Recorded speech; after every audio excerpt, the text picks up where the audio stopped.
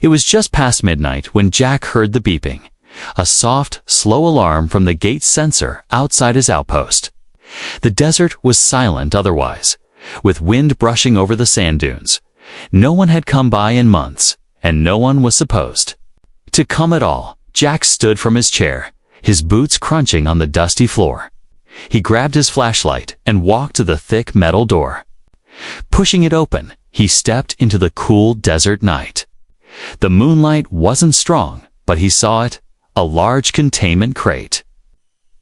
Sitting quietly at the edge of his property, there were no footprints around it, no ship sounds, no hover trails. It was like the box had appeared from thin air. Suspicious, Jack approached carefully. He tapped the crate's side and heard movement inside. Something alive. He knelt beside the lock panel and found it wasn't locked. The lid hissed and slowly opened, steam escaping as the inside was revealed. And then Jack's eyes widened. Inside the crate lay a girl, or at least half a girl, half something else. She had orange fur on her arms, long canine ears on her head, and wild red-ringed hair spilling over her shoulders. Her face was delicate, almost human, but her nose twitched like an animal's, and her eyes, glowing blue even in the dark, stared at him weakly. She was barely conscious, her lips parted. And in a soft whisper, she said, "You're the one. They said you'd help." Then she collapsed. Jack blinked, confused, shocked, unsure what to do. But then the crate's side flickered, showing a display panel. It read, "Species Zairin, Canid female status. Biogenetic unit, reproductive capable handle with care." Jack stood frozen. He'd seen alien hybrids before, but never something this close to human. She wasn't just some lab experiment. She looked scared, cold, and alone, against his better judgment. He lifted her gently out of the crate. She was light, shivering, wearing only a thin medical gown. Her skin was warm. Too warm, he carried her inside and laid her on his old cot. Back at the control panel, he tried searching for her origin. No records, no trace of a delivery, no logs. The crate had no tracking ID. Nothing. Who sent her and why here? Over the next few hours, Jack did what he could. He gave her water, wrapped her in a blanket, and waited. By morning, her eyes opened again, still glowing, but calm. "You're not going to hurt me," she said. More like a statement than a question. Jack sighed. "I don't hurt people," he replied. "Or whatever you are." She tilted her head. "Zairin, female designation, Nira," she said proudly. "Also property." Jack frowned. "You're not property," he said, almost without thinking. Her ears twitched, and she blinked fast, like no one had ever told her that before. "You are Alpha?" she asked. Jack nearly laughed. "No, just Jack," he said, but she only nodded. "You saved me, gave warmth, fed me. You're Alpha." The next few days were strange. Nira explored the small outpost, sniffing everything, even Jack's pillow. She liked to sit close to him, especially when he worked. Her tail, a long, bushy thing, wagged constantly. She was fast, agile, and sometimes barked when startled. But she was learning. Her English got better. Her questions more curious. One evening, she sat across from him. Watching the small heater burn, she held her stomach like something was wrong. "Jack," she said suddenly, "what is pregnant in your language?" Jack blinked. "Pregnant? It's when someone is carrying a baby." Nira nodded slowly. "I think I am." Jack nearly dropped his cup. "What?" "You smell strong," she said simply. "Your scent is all over." My body reacted fast, quicker than normal Zairin would. "Wait." "Wait," Jack said, holding up his hands. "Nothing happened between us." She looked confused. "No mating, true, but proximity, comfort, scent, emotional acceptance." Her hand touched her belly again. "That's enough for my kind." Jack stood up, his heart racing. This wasn't possible, was it? He looked her over again, saw no signs, but the way she moved. The way her breathing changed. "Nira," he said slowly. "How do you know for sure?" She leaned forward, her face serious. "I can feel something moving." She took his hand gently, placed it on her belly. Tiny heartbeats. 4 of them. Jack stared at her, stunned. "You're serious?" he whispered. She nodded. "Where?" "Having puppies, human," she said with a soft smile. "And they'll be beautiful." Jack couldn't sleep that night. He sat in his chair, hands resting on his knees. Eyes fixed on the floor, across the room. Nira slept soundly, her tail wrapped around her legs like a blanket. She had said it so calmly, like it was normal. Like it was natural. "We're having puppies, human." He tried to convince himself she was wrong, that maybe her biology was reacting strangely, that maybe it was all just some experiment. But then he remembered what she said she felt. For tiny heartbeats, 4, the room felt smaller now, tighter. He wasn't ready to become a father, especially not to alien hybrid pups, especially not from a woman he didn't even. He sighed, rubbing his forehead. This wasn't something he could ignore. She trusted him, called him Alpha, looked at him like he was her world, and now? She was carrying something that might be his responsibility. The next morning, he found her standing outside the outpost, tail wagging, ears twitching in the breeze. She was sniffing the air, her eyes alert and sharp. When she noticed Jack watching, she smiled and trotted over. "Morning, Alpha," she said brightly. Jack raised a brow. "I told you." "Ha, I'm not your Alpha." She giggled. "But you smell like one." Jack crossed his arms. "We need to talk," he said seriously.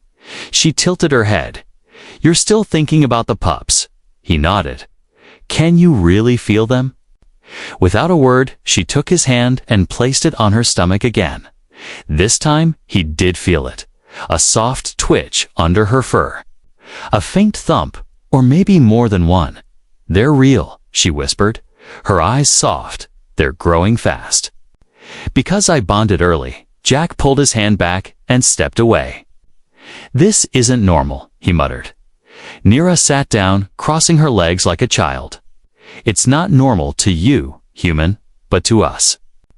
It means safety." She looked up at him with eyes full of trust. "You made me feel safe, Jack." He didn't know how to answer that. Instead, he went inside and pulled up her medical file again, still limited, but enough to learn one dangerous. Details: Zyuran females imprint on protective male presence, reproduction, possible via pheromonal exposure, not physical contact, gestation, 12 to 15 days after bonding, only 15 days. Jack muttered. She was already on day 4, maybe 5.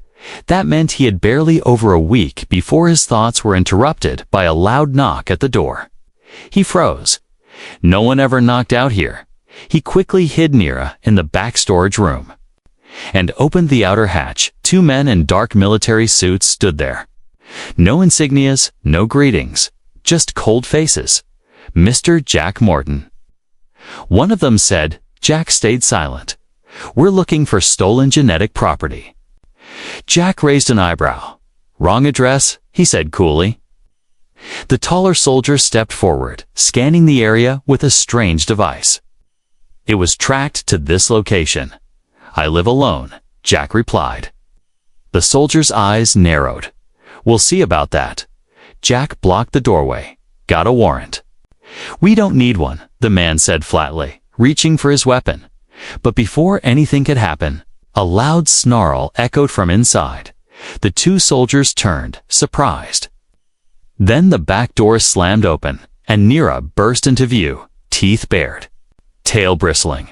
She stood protectively in front of Jack, her fur glowing slightly under the light.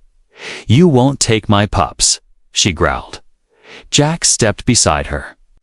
Heart pounding, "Get off my land," he said to the soldiers. Now they hesitated, clearly unsure what Nira was capable of. Then, without a word, they turned and left. but not before giving Jack a look that promised they'd be. Back, when they were gone, Jack turned to Nira. "You didn't have to do that." "I did," she said firmly. "They would have taken me, cut me open, stolen the pups." Jack believed her. He saw the fear in her eyes. She wasn't just a science project. She was someone who wanted to protect her family. That night, he couldn't stop thinking the government or someone else had sent her. Then they wanted her back. But why now, after she was already pregnant? He looked over at Nira, who was lying beside the heater, quietly humming to herself. Her hand rested on her stomach again, her tail wagging gently. Despite everything, she looked peaceful. Jack felt something stir inside his chest. A strange warmth, a strange pull. He didn't want to be involved, but maybe it was too late. Maybe he already was. "I'm not your alpha," he whispered to himself, but deep down, he knew. Something had changed. She had come into his life with nothing, and now, she had brought something he never expected. Responsibility, connection, maybe even family. As he sat beside her that night, Nira opened her eyes slightly. "Jack," she whispered. "Ah, I'm glad I found you." He didn't answer, but he didn't move away either. Jack stood alone in the kitchen. His hands trembled slightly as he poured himself a cup of water. He hadn't slept in 2 nights. His mind kept repeating the same words. "We're having puppies. Human." Nira's voice echoed in his ears, soft and sure. But now, with soldiers showing up, strange files on her species, and a ticking biological clock, it felt like something was speeding out of his control, and it wasn't slowing down in the next room. Nira hummed a tune Jack didn't recognize. She was sitting by the window, watching the sky. Her furred tail wagged slowly back and forth. She seemed calm, almost happy, but Jack wasn't. He turned and looked at her. "Hey," he said, trying to sound steady. "You said you can feel something moving inside you." She looked up with a soft smile. "Yes," she said, placing a hand gently on her stomach. "It's stronger now." Jack moved closer. "Can I feel it again?" She nodded, taking his hand and placing it over her belly. It was warm. Then he felt it, not a twitch this time, but a slow push. Like something small rolling beneath the surface, he pulled back quickly, blinking hard. "That's not normal," he said. "For humans," Nira replied. "It is for us." She shifted, curling her legs under her and stretching her back. "My body is adjusting," she said softly. "It knows I am safe here." Jack sat down on the floor. Across from her, he didn't know what to say anymore. Nothing made sense. This wasn't in any survival handbook. Alien dog girl has your puppies was not something he was trained to handle. "You keep staring," Nira said with a smirk. "Is it my ears again?" Jack shook his head. "It's just, I'm trying to understand." Nira leaned closer, her tone suddenly serious. "I'll explain," she whispered. "But you need to listen." Jack nodded. Nira touched the floor with one clawed finger, drawing small shapes. "We are not like humans," she began. "We don't need physical contact to start pregnancy." Jack had already read that in the file, but hearing it from her made it feel more real. "Our bodies respond to the scent of a bonded mate." She continued, "Safety, warmth, kindness. It tells our genes that this place is good for life." She looked up at him with deep blue eyes. "And you gave me that." Jack opened his mouth, but no words came out. He didn't do anything romantic. He didn't even touch her that way. But somehow, his presence had triggered this, a biological reaction that was now growing inside her. "How fast will it grow?" he asked finally. Nira tilted her head. "Thinking another 7 or 8 days maybe," she said. "But if stress levels rise, it could be sooner." Jack repeated, "You mean, like, tomorrow?" She laughed, a soft, almost musical sound. "No, not that soon," she said. "But I can feel them pushing now. Jack took a deep breath. He still wasn't ready for this. But it didn't matter anymore. It was happening later that afternoon. While checking the perimeter sensors, Jack noticed something strange. A blinking dot on the far edge of his radar. It wasn't moving, but it wasn't fading either. He tapped the screen and zoomed in. A tracker, some kind of military signal. Buried under sand, likely dropped when the soldiers visited. They had tagged his outpost. They're going to come back, Jack muttered. He returned to the room where Nira was now sleeping on the couch. Curled up like a cat, he didn't want to wake her. She looked peaceful, but as he turned away, she suddenly spoke. "They tagged us." Jack stopped. "How did you?" "I heard the signal," she said. Eyes still closed. "It's a high-pitched frequency. Most humans can't hear it." Jack stepped forward. "You knew and didn't tell me." "I didn't want to worry you," she said softly. "You already have too much on your mind." He sat beside her and stared at the floor. She was right and wrong. He needed to know everything now, because this wasn't just about helping her anymore. It was about survival for both of them. "And whatever was growing inside her, I need to move you," he said. "If they return and you're still here," Nira interrupted. "I won't leave you." Jack looked at her. "I'm not asking you to leave me." "Just the building." She blinked, confused. "There's a cave system nearby," Jack explained. "I used it for storage years ago. It's hidden and off-grid." She nodded slowly. "Will there be blankets?" Jack laughed under his breath. "Yes," he said, "and maybe even some food." "Then I'll go," she replied. "But only if you come too." As night fell, Jack packed a bag with supplies. He didn't take much, just water, food rations, medical kit, and a solar lamp. He helped Nira into a warm jacket. Though she protested it was too thick. "You'll get cold," Jack insisted. "I have fur." She replied, "Still," he said, tossing her an extra scarf. She smiled and wrapped it around her ears anyway. They left through the back route. The sand was cold beneath their boots. Stars sparkled above like a silent warning. Every few minutes, Nira would pause and listen, her ears flicking side to side. Finally, they reached the mouth of the cave. Jack lit the lamp and led the way inside. It was dry and quiet, the walls still solid. No one had been here in years. "This will work," Jack said, "for now." Nira looked around, then sat slowly on a blanket, rubbing her belly again. Jack noticed her breathing had changed, a little faster, a little deeper. "You okay?" he asked. She nodded slowly. "They're active tonight," she whispered. Jack knelt beside her and looked at her stomach. It was rounder now, more than just yesterday. He could see movement, gentle, rolling under her skin. It was both amazing and terrifying. "I'm scared too," Nira whispered, reading his face. But not because of them. She looked at him, her eyes honest. "I'm scared you'll leave." Jack stared at her. He couldn't lie. He didn't know what the future held, but in that cave, in that moment, he took her hand and said, "I'm not going anywhere." The cave was quiet, except for the sound of Nira's breathing. Jack sat near the entrance, holding the scanner in his hands.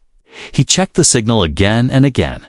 The tracker the soldiers had left was still active, but now it had company. 3 moving dots were heading toward his outpost. He knew what it meant. They were coming back. Nira stirred behind him, waking slowly. She sat up and rubbed her eyes, her ears twitching. Jack turned to her, his voice low. "They're on the move." She didn't ask who. She already knew. "How far?" she whispered. "About 2 hours," Jack replied. "Maybe less if they're using flyers." Nira placed a hand on her belly, her expression tense. "They won't stop," she said. "Not until they take the pups." Jack nodded. "Then we won't let them." He stood and opened his gear bag. Inside were a few old tools, a plasma cutter, a stun grenade, and a single blaster. He checked the battery. "Still working?" "You can't fight them alone," Nira said. Watching him, Jack looked at her. I won't let them take you. He said, I don't care who they are. Nira stood slowly, holding her stomach. She walked closer to him, her voice soft but firm. Then I'll fight too. Jack shook his head. You're pregnant. I'm not helpless, she replied, her eyes glowing slightly. I'm Zairin. I was built for defense. Jack stared at her. She wasn't just a girl anymore. She was a mother, willing to fight for her children. All right, he said. Finally, but we need a plan. They worked quickly. Jack set up old motion traps near the cave entrance. Nira helped by digging hidden paths through the sand. They built a small defense line using rocks and debris. Nothing fancy, but enough to slow someone down. As the sun rose higher, the scanner beeped again. The dots had split. One team heading to the outpost, the other circling wide. They're trying to flank us. Jack muttered, then we wait. Nira said, crouching low beside him. Minutes passed, then an hour. Finally, the first soldier appeared in the distance. He wore black armor and held a sleek rifle. He moved slowly, scanning the area, then two more came from the left. One of them spoke into a communicator. They're close. Jack raised his blaster. His finger ready, but he didn't fire yet, not until they got closer. Nira's breathing was steady beside him, but her ears were focused and her body tense. Then the lead soldier stepped on a tripwire. A burst of sand exploded in his face. He stumbled back, coughing. Jack fired. Hitting the ground near his feet, a warning shot. Stop. Right there. Jack shouted, standing from cover. All three soldiers turned their weapons toward him. We don't want to hurt you, the lead one said. Too late for that, Jack replied.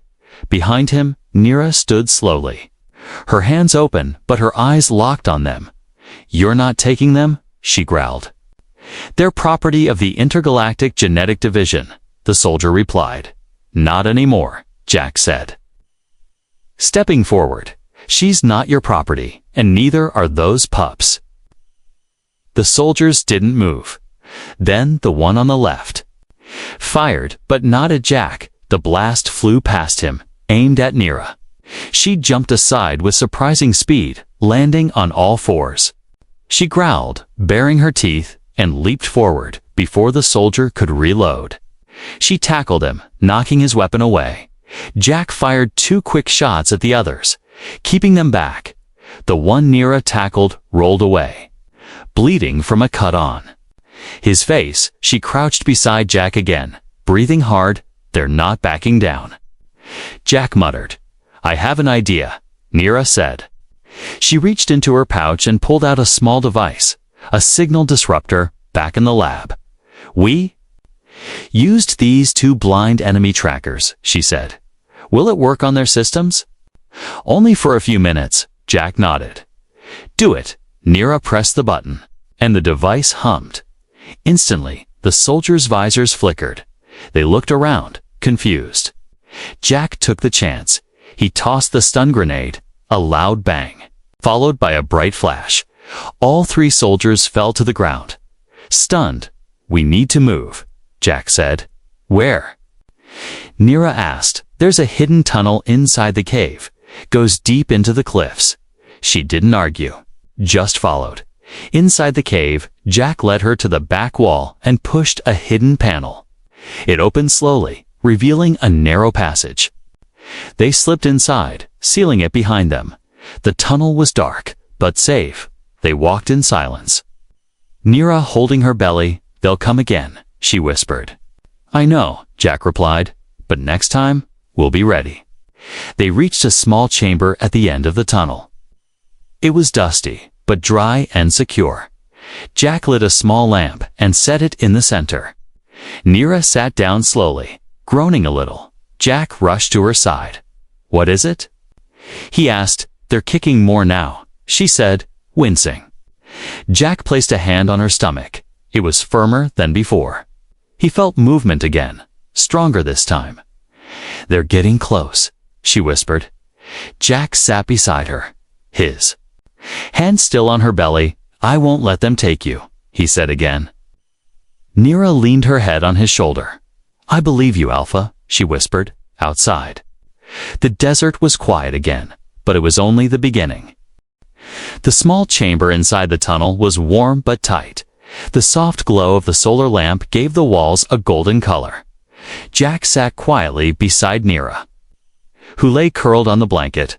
Her breaths were slower now, deeper, heavier. She was sweating lightly, even though the cave was cool. "How are you feeling?"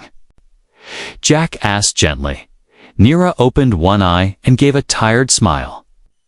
"Like I swallowed a star," she whispered. He chuckled softly. But worry didn't leave his eyes. He had wrapped her in a blanket, gave her water, and tried to make the place as comfortable as possible. But nothing about this was normal. She wasn't human. Her biology was moving fast, faster than he could understand.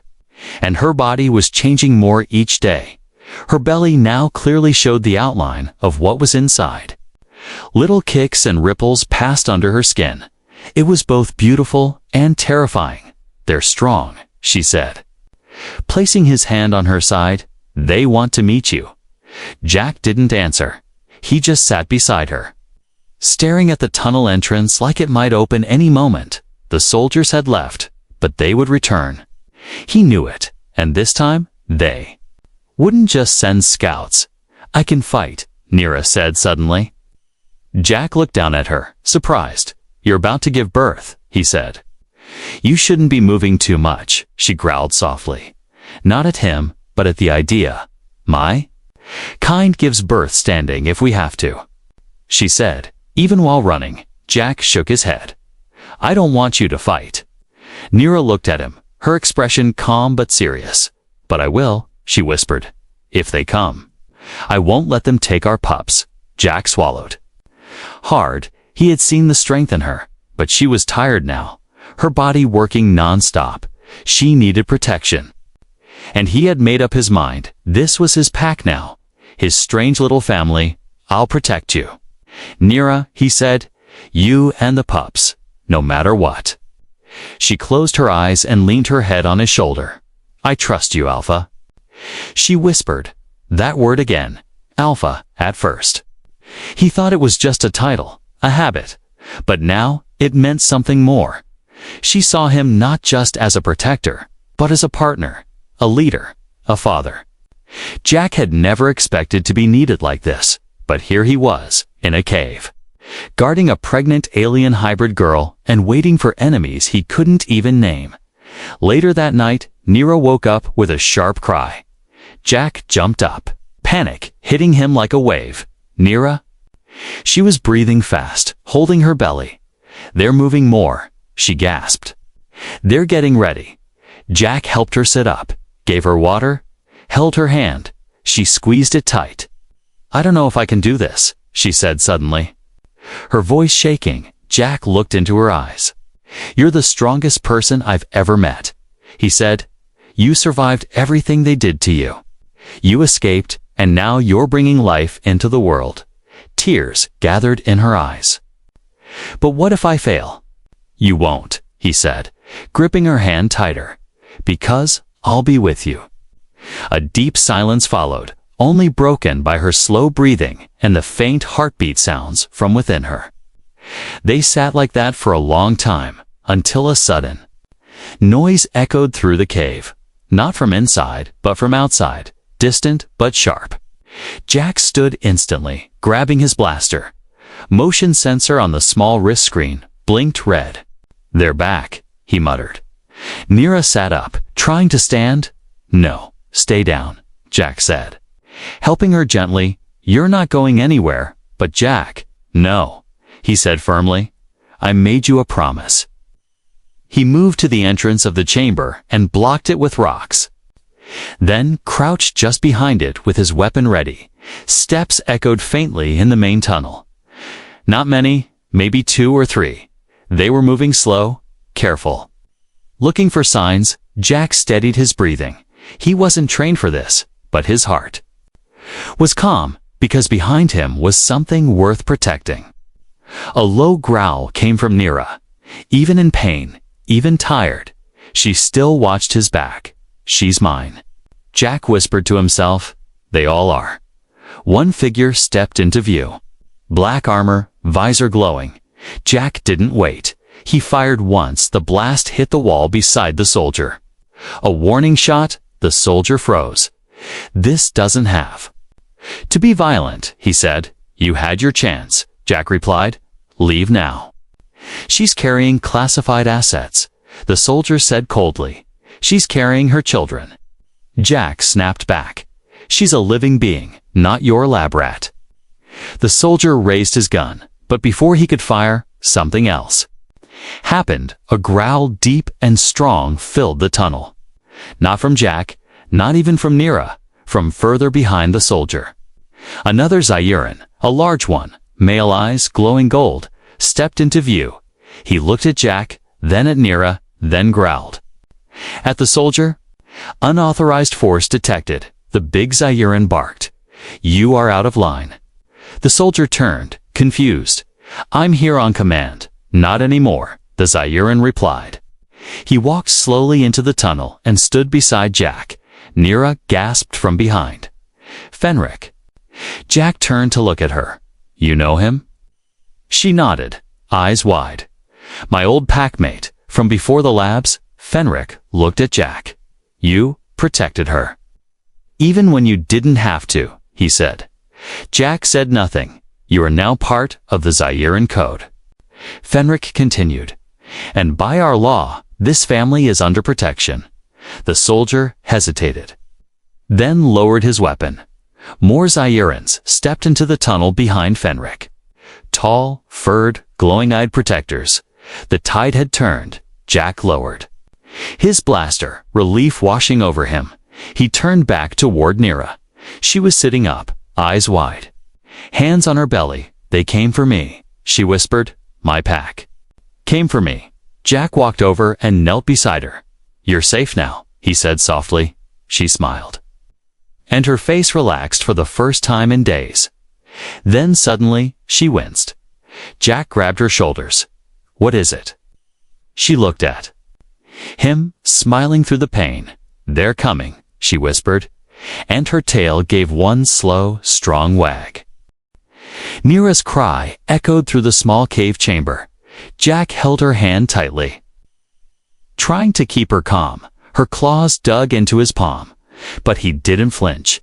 She was in pain, but she was fighting through it. The other Zyurans had formed a silent circle outside the chamber. They kept watch, protecting the area. Fenric stood like a statue near the entrance, his golden eyes never blinking. Inside, it was just Jack and Nira. No doctors, no machines, no guides, just the two of them and the pups trying to be born. There. Moving again, Nira gasped, her breath coming fast. Jack wiped her forehead with a cloth. You're doing good, he whispered. She looked at him with tired but thankful eyes. I'm scared, Jack, she admitted. He leaned closer. So am I, he said honestly. But you're not alone. Nira nodded slowly, gripping his hand again. She growled low in her throat as another wave of pain hit. Jack didn't let go, not for a second. The solar lamp flickered, casting a soft golden light on the walls. Outside, the wind howled through the desert. Inside, the only sound was Nira's heavy breathing and the quiet thumping coming from her belly. Then, suddenly, she gasped. It's time, she said, her voice trembling. Jack knelt beside her, heart pounding. What do I do?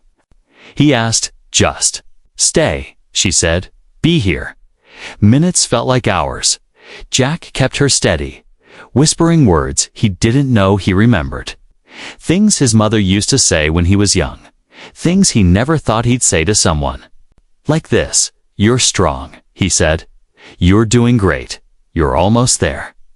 Nira growled and then let out a short, sharp cry. Then silence. Then a soft whimper. Jack blinked, frozen in place. He looked down and saw it. A small fur-covered pup lay in Nira's arms, eyes closed, breathing, alive, half human, half Zyuran. Its fur was light orange, its ears short, its tiny fingers curled like fists. Nira stared at it, tears in her glowing blue eyes. Jack felt his throat tighten. "It's beautiful," he whispered. She smiled, tired but proud. "One down," she said weakly. 3 more. The next hour passed in a haze. Pain, cries, silence. And then life. 4 pups, each different, each perfect in their own way. One had Jack's dark hair.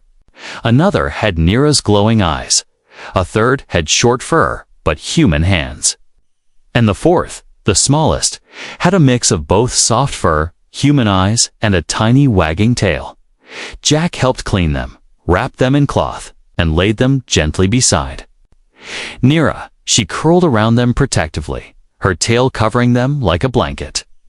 Jack sat beside her, exhausted but amazed. "I don't believe this," he said, looking at the tiny pups. "I never thought I'd see something like this." Nira leaned her head on his shoulder. "They're ours," she said, her voice low. "You protected us, and now they're here." Jack looked at her. Her face was tired, her fur messy, but she looked more alive than ever. She had done something incredible, something not even science could fully explain. Suddenly, Fenric stepped into the chamber. Jack stood up quickly. "They're safe," he said. Fenric nodded, his eyes resting on the sleeping pups. "They are rare," he said softly. "They must be hidden." Jack's smile faded. "They're still in danger," he said. Fenric looked at Nira, then at Jack. "We will take you to the valley," he said. "Where?" Jack asked. "A place beyond the range of human tracking." Fenric replied, "Deep in the cliffs, where only Zyrans walk." Jack hesitated. "I can't leave Earth. You won't need to," Fenric said. "The valley is here, just forgotten." Nira looked up weakly. "It's where I was born," she said. Jack turned to her, surprised. "I thought you were made in a lab." She shook her head slowly. "They found us later, captured the young, changed our bodies, but I came from the valley." Jack looked at the pups. They were sleeping peacefully, unaware of the danger around them. He nodded. "Then we go." Fenric gave a short nod and left to prepare the path. Jack helped Nira sit up slowly. She held the pups in her arms, looking down at them like they were made of stars. "I never thought I'd live long enough to do this," she said. Jack looked at her. "But you did," he said. "Because you're stronger than all of them." Nira smiled. "And because you stayed," she whispered. Jack gently touched one of the pup's tiny hands. It grabbed his finger, squeezing it tightly in that moment. Jack didn't feel like a soldier or a loner anymore. He felt like something more, a protector, a father, maybe even an alpha. As they prepared to move, the cave quieted again. But something had changed in the dark. Life had arrived, and it had 4 tiny heartbeats wrapped in warmth and love. The morning sun rose slowly over the rocky desert. Its light touched the cliff walls and spread warmth across the entrance of the hidden cave. Inside, Nira rested against the stone wall, her arms wrapped around the 4 newborn pups. Jack sat beside her, one hand holding a blaster, the other brushing hair from her forehead. They were both tired, but still awake. Neither wanted to sleep. Not now. The pups were small, fragile, and needed constant care. But more than that, both of them knew they couldn't stay here much longer. Fenric returned just after sunrise. His footsteps were silent, but Jack had already heard him coming. The large Zyran stepped into the cave chamber and nodded once. "It's time," he said. Jack helped Nira sit up. She groaned softly, holding the pups close to her chest. "I can walk," she said. "No," Jack replied. "You'll ride." Fenric whistled outside, and 2 Zyran scouts brought in a hover sled. It was small and quiet, perfect for sneaking through the desert without alerting drones. Jack helped Nira onto it, gently placing the pups in a fur-lined nest beside her. She looked down at them. With a protective gaze, I'll never let them be taken, she whispered. Jack stood beside her, his eyes watching the horizon. He could still feel it. Danger wasn't far. Even now, somewhere out there, soldiers might be tracking them again. But he wasn't afraid anymore. He had something to protect. Something worth fighting for. Lead the way, Jack told Fenric. And they began to move. The ride was silent. The sled gliding over rocks and sand with barely a sound. Zairan scouts moved ahead, checking every path, every rock, every shadow. Nira kept her eyes on the pups, while Jack kept his eyes on the skies. The valley was hidden between sharp cliffs and jagged peaks. From above, it looked like nothing. Just broken stone and dry land, but as they reached a narrow crack in the wall, the path opened into something else. Green, water, shade, life. Jack blinked in surprise. Trees with wide leaves, glowing plants, small creatures darting between roots. A waterfall poured from one cliff into a pool. Its sound soft and calming. This is it, Nira whispered. Tears filling her eyes. My home, Fenric stepped forward and turned to Jack. You are welcome here, he said. No human has. Ever walked into this valley before? Jack looked around, amazed. Why me? He asked. Because you chose us, Fenric replied. When others saw property, you saw family. Jack helped Nira off the sled. The Zairans had already prepared a shelter under a large stone arch. It was warm, safe, and had clean bedding. For the pups, as Nira lay down, Jack placed the pups beside her again. They squirmed and made soft sounds. Alive. They're perfect. Jack said, kneeling beside her. Nira smiled and reached for his hand. You stayed, she whispered. You protected us. Jack nodded slowly. I didn't know what I was doing, he said. But I couldn't walk away. Nira leaned closer and rested her head on his shoulder. You are my alpha, she whispered. Jack didn't argue this time. He accepted it. Outside, other Zairans gathered quietly. Some watched with curiosity, others with respect. Many had never seen pups like these, a mix of two worlds, but none of them showed anger. Only Fenric stepped beside Jack again. There will be challenges, he said. The humans will not stop searching. I know, Jack replied, but they won't find us here. And if they do? Fenric asked, then I'll fight. Jack said simply. Fenric nodded once. You are alpha indeed. Days passed quickly. The pups grew stronger, making small growls and squeaks. One of them opened its eyes first, deep blue, just like Nira's. Jack couldn't stop staring. He had never seen anything more beautiful. Kira recovered fast. Her strength returned with each passing day.